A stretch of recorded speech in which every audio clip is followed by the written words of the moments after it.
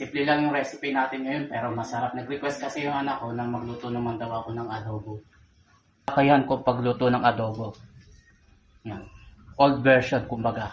Yung pagsasama-samahin tulad ng bawang at saka sibuyas. Tapos lagyan ng toyo. So, tansyahan lang yung gagawin natin.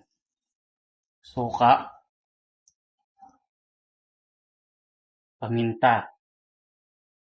At saka natin lagyan ng tubig. Di na tayo maglalagay ng dahon ng laurel, ayaw kasi ng mga bata. Haluin lang natin saglit. Tsaka natin ito isasalang sa mahinang apoy. Hanggang sa makuha natin yung lambot na gusto. Ihabol na rin natin tong MSG.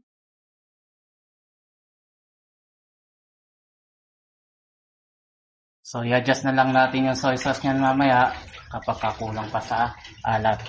Lagyan natin ng takip at pakukuluan na lang ito hanggang sa lumambot ng husto yung karne ng baboy.